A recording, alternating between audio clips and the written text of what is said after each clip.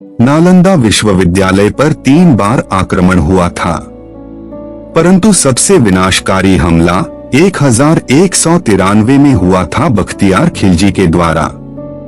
परिणाम स्वरूप सबसे प्राचीन नालंदा विश्वविद्यालय जलकर नष्ट हो गया। आइए इस वीडियो के माध्यम से अध्ययन करते हैं कि कैसे नालंदा विश्वविद्यालय का पतन हुआ और इसके पीछे क्या कारण थे। साथ ही कुछ महत्वपूर्ण तथ्य नालंदा विश्वविद्यालय के बारे में। प्राचीन भारत में नालंदा विश्वविद्यालय उच्च शिक्षा का सर्वाधिक महत्वपूर्ण और विश्वविख्यात केंद्र था। यह दुनिया के सबसे पुराने विश्वविद्यालय में से एक है। इसकी स्थापना 5वीं शताब्दी में गुप्त वंश के शासक सम्राट कुमार गुप्त ने की थी। यह विश्वविद्यालय पटना, वर्तमान बिहार राज्य से 88.5 किलोमीटर दक्षिण पूर्व और राजगीर से 11.5 किलोमीटर उत्तर में स्थित है। इस विश्वविद्यालय में हीनयान बौद्ध धर्म के साथ अन्य धर्मों की शिक्षा दी जाती थी। यहाँ अनेक देशों के छात्र पढ़ने आते थे। यह विश्व का प्रथम पूर्णत आवासीय विश्वविद्यालय था और उस समय इसमें तकरीबन 10,000 विद्यार्थी और लगभग 2,000 अध्यापक थे।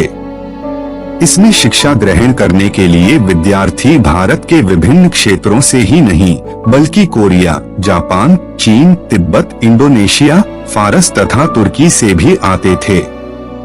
लेकिन सन 1193 में तुर्क सेनापति इख्तियारुद्दीन मोहम्मद बिन बख्तियार खिलजी और उसकी सेना ने प्राचीन नालंदा विश्वविद्यालय को नष्ट कर दिया था। आइए अब जानते हैं कि आखिर बख्तियार खिलजी ने नालंदा विश्वविद्यालय को क्यों नष्ट कर दिया। उस समय बख्तियार खिलजी ने उत्तर भारत में बौद्धों द्वारा शासित कुछ क्षेत्रों पर कब्जा कर लिया था। एक बार वह काफी बीमार पड़ा। उसने अपने हकीमों से काफी इलाज करवाया, मगर वह ठीक नहीं हो सका और मरणासन्न स्थिति में पहुंच गया। तभी किसी ने उसको सलाह दी कि वह नालंदा विश्वविद्यालय के आयुर्वेद विभाग के प्रमुख आचार्य राहुल श्रीभद्र से इलाज करवाए, परंतु खिलजी इसके लिए तैयार नहीं था। उसे अपने हकीमों पर ज्यादा भरोसा था। वह यह मानने को तैयार नहीं था कि भारतीय वैद्य उसके हकीमों से ज्यादा ज्ञान रखते हैं या ज्यादा काबिल हो सकते हैं। लेकिन अपनी जान बचाने के लिए उसको नालंदा विश्वविद्यालय के आयुर्वेद विभाग के प्रमुख आचार्य राहुल श्रीभद्र को बुलवाना पड़ा। फिर बख्तियार खिलजी ने वैद्यराज के सामने एक अजीब सी शर्त रखी और कहा कि मैं उनके द्वारा दी गई किसी भी प्रकार की दवा नहीं खाऊंगा। बिना दवा के ही वे उसको ठीक करें। वैद्यराज ने सोचकर उसकी शर्त मान ली।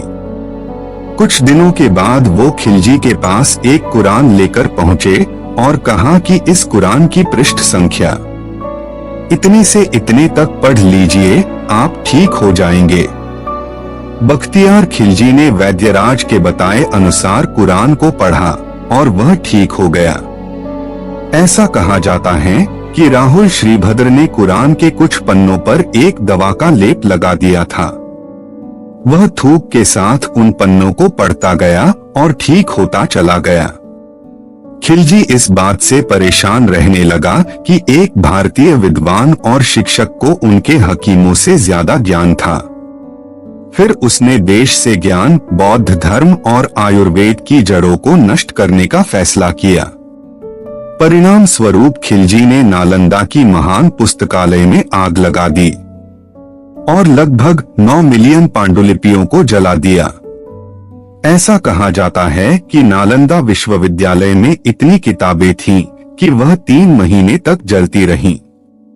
इसके बाद खिलजी के आदेश पर तुर्की आक्रमणकारियों ने नालंदा के हजारों धार्मिक विद्वानों और भिक्षुओं की भी हत्या कर दी।